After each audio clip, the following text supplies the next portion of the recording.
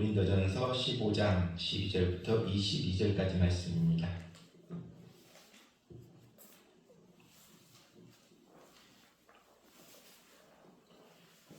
그러면 고린도전서 15장 12절부터 22절까지 봉독해 드리도록 하겠습니다. 그리스도께서 죽은 자 가운데서 다시 살아나셨다 전파되었거늘 너희 중에서 어떤 사람들은 어찌하여 죽은 자 가운데서 부활이 없다 하느냐. 만일 죽은 자의 부활이 없으면 그리스도도 다시 살아나지 못하셨으리라. 그리스도께서 만일 다시 살아나지 못하셨으면 우리가 전파하는 것도 헛것이요 또 너희 믿음도 헛것이며 또 우리가 하나님의 거짓 증인으로 발견되리니 우리가 하나님이 그리스도를 다시 살리셨다고 증언하였습니다. 만일 죽은 자가 다시 살아나는 일이 없으면 하나님이 그리스도를 다시 살리지 아니하셨으리라.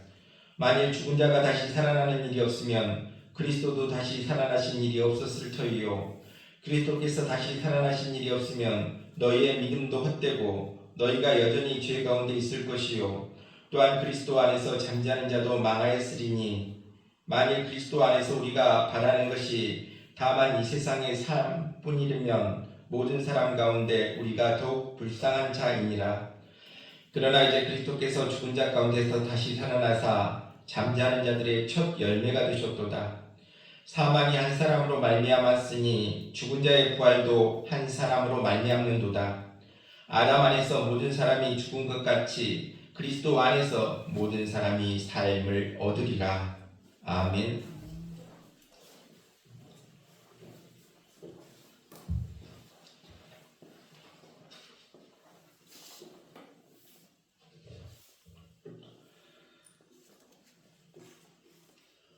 오늘은 부활주일입니다. 주님의 부활의 은혜가 우리 모두에게 충만히 임하시길 바랍니다. 사람들은 기독교를 십자가의 종교다, 사랑의 종교다, 말씀의 종교다 이와 같이 이야기하고 있습니다. 모두 맞는 말씀입니다. 특별히 기독교는 부활의 종교입니다. 바로 십자가에서 죽음을 당하셨다가 부활하신 하나님의 아들 예수 그리스도를 믿는 종교이기 때문에 기독교는 바로 부활의 종교라는 것입니다. 그렇습니다. 예수님은 온 세상의 죄를 담당하시고 죽으셨다가 다시 살아나셨습니다. 그리고 모든 믿는 자들을 하나님의 자녀로 만들어 주셨다는 것입니다. 우리 예수님께서는 사망 문세를 이기고 부활하셔서 믿는 자들에게 영원한 생명을 허락해 주셨습니다. 예수님은 사탄의 세력을 이기시고 부활하셨다는 것입니다. 그러기 예수님의 부활은 불의에 대한 의의 승리입니다. 죄에 대한 은혜의 승리라는 것입니다. 사망에 대한 생명의 승리고 사탄에 대한 예수 그리스도의 승리가 바로 부활임을 깨닫고 나아갈 수 있기를 바랍니다. 그렇습니다. 이 땅에 오신 예수님께서는 마태복음 4장 17절에 회개하라 천국이 가까웠느니라 이와 같이 외치셨습니다. 그리고 나서 죄인들의 죄를 용서해 주시고 병든 자들을 고쳐주셨고 귀신 들린 자들에게 귀신들을 쫓아내 주시고 죽은 자들을 살리심으로 많은 사람들에게 희망을 주셨다는 것입니다. 그러기에 많은 사람들이 예수님 곁으로 몰려들었습니다. 이제 그들은 생각합니다. 이스라엘이 곧 로마로부터 벗어나겠구나. 성경의 예언대로 메시아 왕국이 이젠 건설되겠구나. 큰 희망을 가지고 예수님을 따라다녔다는 것입니다. 그런데 3년이 지난 후에 어떤 일이 벌어집니까? 예수님의 죽음이 다가왔다는 것입니다. 제자들은 예수님이 나는 이제 십자가에 죽을 것이다 그러한 말씀을 하시자 크게 놀랐습니다. 가장 크게 실망한 제자가 누굽니까? 가룟 유다였습니다. 그는 어떤 꿈이 있었습니까? 이제 새로운 나라를 예수님을 통해서 건설해야 되겠다 이러한 희망을 갖고 있었는데 무력하게 나는 죽을 것이다 이와 같은 이야기를 듣고 가룟 유다는 실망한 나머지 그 실망이 분노와 배반으로 변해버렸다는 것입니다. 급기야 결국은 예수님을 팔아 넘기는 자리에 이르고야 말았습니다. 예수님께서는 본인의 당신의 말씀대로 십자가에서 강도들과 함께 처형당하셨습니다. 제자들은 어떻게 됩니까? 예수님이 돌아가시자 정말로 큰 공경에 빠지게 됩니다. 또한 사슬퍼런 로마 군인들 또 유대인들이 예수 그리스도를 믿는 제자들 잡아서 이제 멸하려고 했습니다. 이러기에 바깥 출입도 하지 못할 지경에 이르렀습니다. 이들의 절망은 얼마나 컸겠습니까? 큰 절망이 이들에게 밀려왔다는 것입니다. 이제 예수님이 돌아가신 지 첫날이 지났습니다. 아무 소식이 없었습니다. 예수 그리스도의 원수들은 희낙낙거립니다. 예수 그리스도께서 돌아가신 지 이틀이 지나도 아무 소식이 없습니다. 예수 그리스도의 무덤은 누가 지키고 있었습니까? 빌라도의 명을 받은 로마의 군인들이 무덤을 지키고 있었다는 것입니다. 이틀이 지나도 아무 소식이 없자 이제 원수들의 기세는 등등했다는 것입니다. 이제 사흘째 아침이 되었습니다. 여인들은 슬픔 안고 이제 예수님이 계시는 무덤으로 가야 되겠다. 죽은 시체에다 향유나 잘 뿌려드려야 되겠다 생각하고 이른 아침 예수 그리스도의 어머니 마리아와 또 다른 마리아 그리고 여러 명의 여인들이 새벽 일찍 예수 그리스도께서 묻히신 산을 향해 올라가기 시작합니다. 산 언덕 올라가면서 그들은 걱정이 들었습니다. 그 무덤문을 큰 돌이 막고 있는데 그 무덤에 있는 돌을 누가 옮겨줄까 염려하며 나아갔습니다. 이런 걱정을 하면서 올라가고 있을 때 갑자기 어떤 일이 벌어집니까? 땅이 흔들리기 시작했다는 것입니다. 이들은 크게 놀랐고 그들은 가던 발걸음을 멈추게 됩니다. 그때 바위가 굴러내려오기 시작합니다. 그런데 갑자기 하늘에서 한 줄기 성광이 비치기 시작합니다. 그들은 산으로 올라가 예수 그리스도를 장사 지냈던 곳으로 급히 달려갑니다. 그랬더니 어떤 일이 벌어졌습니까? 예수 그리스도의 무덤을 막고 있던 돌은 옮겨졌고 그 돌 위에는 빛난 옷을 입은 한 사람이 앉아 있었다는 것입니다. 그는 보통 사람 같지 않았고 천사 같았습니다. 그리고 무덤 문을 지킨 로마 군인들은 얼굴이 창백해서 죽은 사람처럼 창검을 버리고 이리저리 도망치고 있었습니다. 여인들은 이러한 광경에 너무 놀랐습니다. 여인들은 영문을 몰라 무덤 가까이 다가가 무덤 안을 들여보려고 하고 있었습니다. 그때 천사가 말합니다. 너희들이 나사렛 예수를 찾는구나. 예수님께서는 이 안에 계시지 않고 이미 부활하셔서 너희보다 먼저 갈릴리로 가셨다. 여인들이 그 안을 들여다보니 무덤은 비어 있었습니다. 그들은 너무 놀라 그 길로 뛰어갔습니다. 제일 젊은 막달라 마리아가 있는 힘을 다해 뛰어서 베드로와 요한이 있는 집으로 향해 나아갔습니다. 다른 여인들도 다른 제자들을 향해 이 소식을 전하기에 뛰어갔다는 것입니다. 막달라 마리아가 베드로와 요한에게 말합니다. 무덤에 아무도 없습니다. 무덤에 아무도 없습니다. 베드로와 요한도 무덤을 향해 뛰어갔습니다. 요한이 베드로보다 젊기 때문에 베드로보다 먼저 무덤가에 왔지만 겁이 나서 들어가지는 못했습니다. 그러나 베드로는 무덤을 향해 곧장 뛰어가 보니 어떤 일이 벌어졌습니까? 예수님이 누웠던 자리에 시체는 온데간데 없고 수위만 포개져 있었다는 것입니다. 그들은 예수님을 많이 훔쳐갔다면 누가 수위를 벗겨서 이렇게 깨끗이 포대 머리맡에 두고 갈 일은 없다.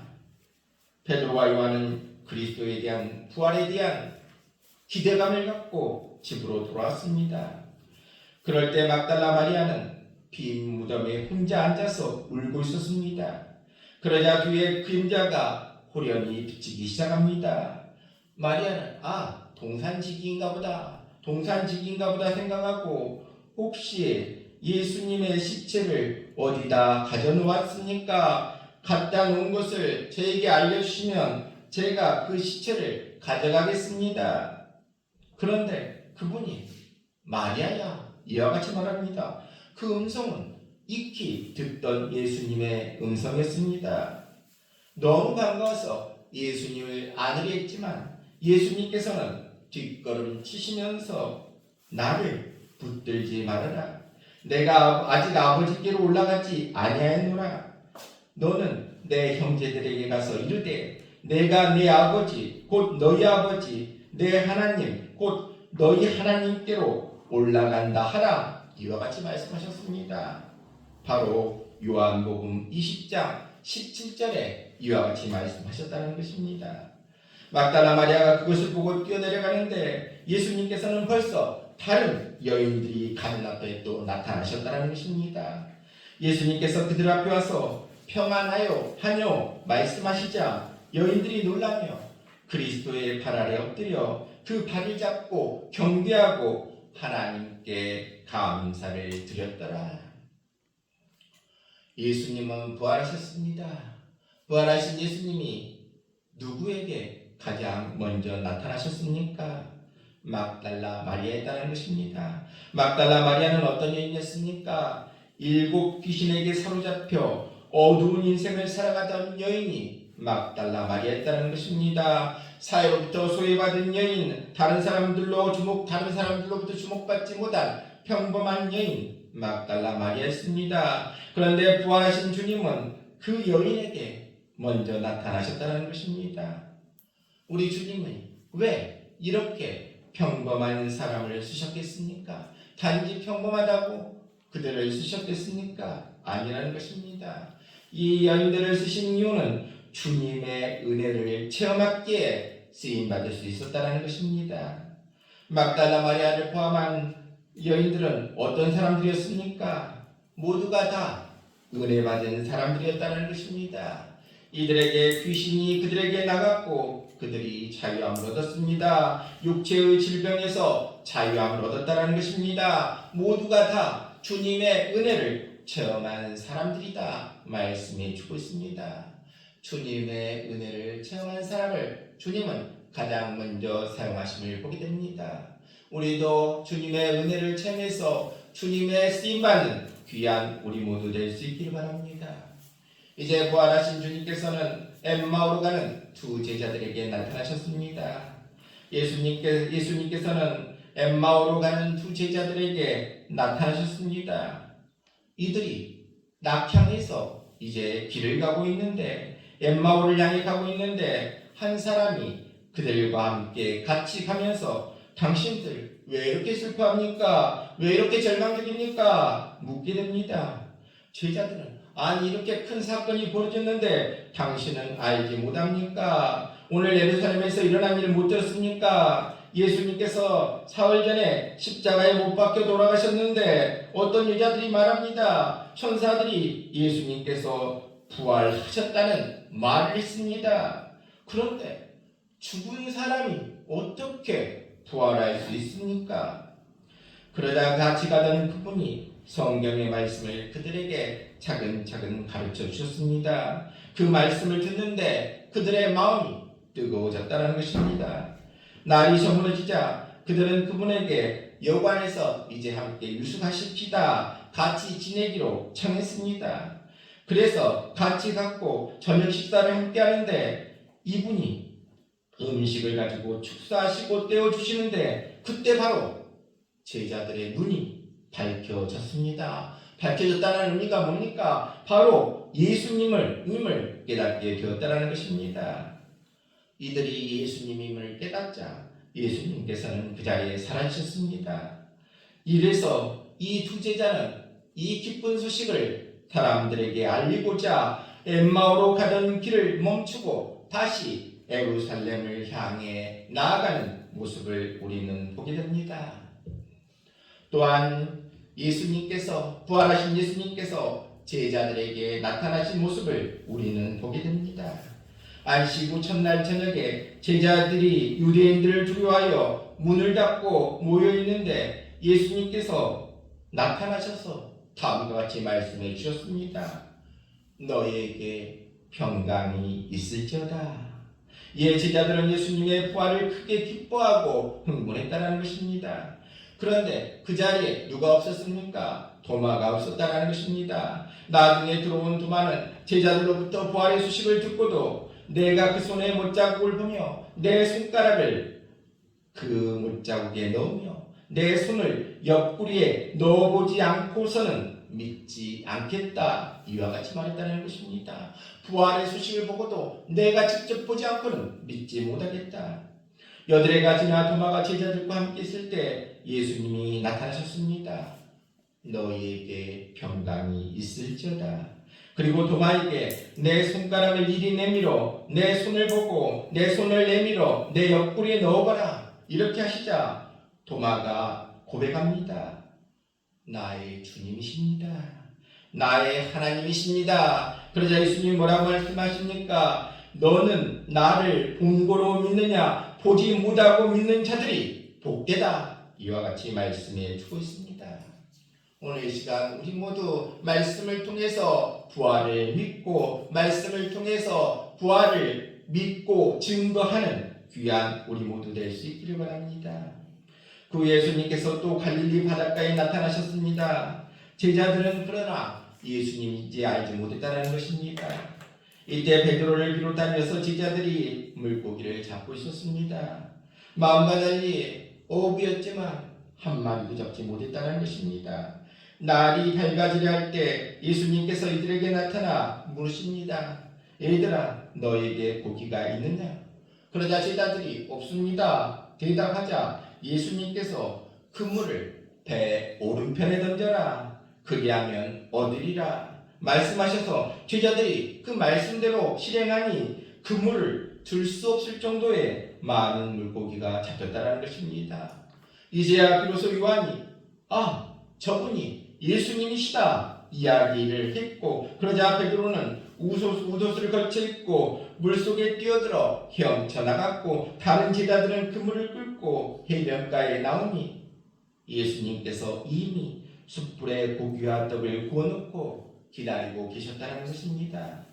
예수님께서는 여기에서 그리스도를 배반한 베드로의 상처받은 마음을 치유해 주십니다. 그리고 7 제자들을 격려해 주셨다는 것입니다. 그 다음에는 주님께서 산 위에서 11 제자들을 또 만나 천국에 대한 교훈을 말씀해 주셨습니다. 또 예수님께서 승천하시기 전 감람산에 모인 사람의 수가 500여 명에 이르렀더라. 이같이 바울은 증거하고 있습니다. 이때 그들 앞에 나타나신 예수님께서는 그들에게 복을 주시고 그들 앞에서 하늘로 올라가셨다 말씀해 주고 있습니다. 이와 같은 사실을 통해서 다시 한번 우리에게 깨닫게 해주고 있습니다. 예수님은 분명히 부활하셨고 성령을 통해서 오늘도 역사하고 계신다는 사실입니다. 예수님께서는 죽은 자 가운데 있지 아니하시고 예수님은 언제나 항상 어제나 오늘이나 영원토록 함께 하시는 분이 우리 예수님이심을 기억할 수 있기를 바랍니다. 부활하신 예수님께서는 지금도 성령을 통해서 우리에게 말씀해 주고 있습니다. 너희는 마음에 근심하지 말아라. 하나님을 믿으니 또 나를 믿으라. 내 아버지 집에 거할 곳이 많도다. 그렇지 않으면 너희에게 일렀으리라. 내가 너희를 위하여 거처를 예비하러 가노니 가서 너희를 위하여 거처를 예비하면 내가 다시 와서 너희를 내게로 영접하여 나 있는 곳에 너희도 있게 하리라. 요한복음 14장 1절로 3절에 말씀해 주고 있습니다. 그렇습니다. 부활하신 예수님을 믿는 사람은 얼마나 귀한 존재인지 알 수가 없다는 것입니다. 하지만 누구나 회개하고 믿기만 하면 예수님의 부활의 은총을 체험할 수 있고 새로운 존재로 거듭날 수 있다 말씀해 주고 있습니다. 그렇습니다. 예수님께서는 우리 모두가 이 은총을 받아들이고 복된 삶을 살아가기를 오늘도 원하고 계십니다. 그러기에 우리가 예수님의 부르심에 응답할 수 있기를 바랍니다. 예수님의 부르심에 응답하고 그래서 복된 존재로 영원히 사는 존재로 나아갈 수 있기를 바랍니다. 부활하신 예수님께서는 지금도 성령으로 역사해주고 계시다는 것입니다. 예수님께서는 분명히 볼지어다 내가 세상 끝날까지 너희와 항상 함께 있으리라. 마태복음 28장 20절에 말씀해 주고 있습니다. 또한 요한복음 14장 20절에 그날에는 내가 아버지 안에 너희가 내 안에 내가 너희 안에 있는 것을 너희가 알리라. 이와 같이 말씀하고 있습니다. 그렇습니다. 오늘도 지금도 우리 주님께서는 우리와 함께하고 계심을 믿고 나아갈 수 있기를 바랍니다. 우리 주님께서는 언제든지 어디서나 우리와 함께 하시며 우리에게 도움의 손길을 주고자 하심을 기억하고 그래서 주님이 나와 함께함을 믿고 부활하신 주님이 오늘도 나와 함께 하심을 믿고 힘있게 나아갈 수 있는 우리 모두 될 수 있기를 바랍니다. 그렇습니다. 예수님께서 죽은 자 가운데서 부활하심으로 말미암아 우리는 하나님이 살아 계시는구나, 살아 역사하시는구나 그러한 사실을 알게 되었고 천국이 있는구나 그러한 사실도 알게 되었다는 것입니다. 또한 우리는 하나님을 섬기고 하나님께 영광을 돌리기 위해서 산다. 나는 삶의 목적이 무엇인가, 삶의 의미가 무엇인가 깨닫게 주었다는 것입니다. 우리의 삶의 목적, 의미가 무엇이라고 했습니까? 하나님을 섬기고 하나님께 영광 돌리는 삶이 우리의 삶의 목적이다. 그 삶의 목적대로 나아가는 우리 모두 될 수 있길 바랍니다. 그렇습니다. 사람이 온 천하를 다 얻고도 자기 목숨 하나 잃으면 무엇이 유익하겠는가? 사람이 자기 목숨을 무엇과 바꿀 수 있겠는가? 종국적으로 우리의 모든 삶의 목표가 예수 믿고 하나님께 영광 돌리는 삶이 되어야 한다 말씀해 주고 있습니다. 그렇습니다. 우리 모두 우리의 삶의 의미가 예수 믿고 하나님께 영광 돌리는 삶이 내 삶의 목적입니다. 목표입니다. 이와 같이 믿고 나아가는 우리 모두 될 수 있기를 바랍니다. 예수님의 부활은 죽음을 영원히 이기신다. 죽음을 이기고 나아가신 예수님을 통해서 죽음은 이길 수 있다. 이겨낼 수 있다. 그것을 우리에게 보여주고 있습니다. 사도 바울은 사망을 보고 뭐라고 했습니까? 고린도전서 15장 55절에 사망아 너의 승리가 어디 있느냐? 사망아 내가 쏘는 것이 어디 있느냐? 말씀해 주고 있습니다. 왜 사도 바울은 죽음을 보고도 두려워하지 않았습니까? 바로 부활할 줄로 믿기 때문이었습니다. 그렇습니다. 부활의 소망을 가진 사람은 어떠한 상황 속에서도 두려워하지 않는다는 것입니다. 왜 그렇습니까? 부활할 줄 믿기 때문이라는 것입니다. 오늘 이 시간 우리도 부활의 소망으로 모든 것들을 넉넉히 이겨낼 수 있는 믿음의 사람 될 수 있기를 바랍니다. 요한복음 11장 25절로 26절에 다음과 같이 말씀하고 있습니다. 나는 부활이요 생명이니 나를 믿는 자는 죽어도 살겠고 무릇 살아서 나를 믿는 자는 영원히 죽지 아니하리니. 그렇습니다. 세상 어떤 종교가 많은 종교가 있지만 어떤 종교에도 부활은 없다는 것입니다. 우리가 믿는 기독교만이 부활의 종교라는 것입니다. 왜 그렇습니까? 예수님께서 죽음을 이기고 승리하셨기 때문이라는 것입니다. 예수님만이 부활을 통해서 우리의 죄를 청산하시고 우리의 삶의 의미를 깨닫게 해주시고 영생에 대한 소망을 주신 분이 우리 주님이시고 주님의 부활을 통해서 우리가 이러한 사실을 깨닫게 된다는 것입니다. 이러한 사실을 깨닫게 된 우리는 예수를 그리스도를 통해서 이제 절망은 사라지게 됩니다. 예수 그리스도 안에 소망이 넘쳐나게 된다는 것입니다. 바로 천국과 영생이 나의 것이 되었다. 이러한 소망이 생기고 이러한 기쁨으로 나아갈 수 있다 말씀해 주고 있습니다. 오늘 이 시간 부활주의를 맞이하여 우리 주님이 부활하셨습니다. 이제 우리 주님이 부활하심으로 우리의 죄가 사해지고 우리가 이제 삶의 목적을 깨닫게 되었다는 것입니다. 예수 믿고 하나님께 영광 돌리는 삶이 가장 복된 삶이구나 깨닫게 해주셨다는 것입니다. 그리고 또한 우리 모두에게 영생이 주어지게 됐다.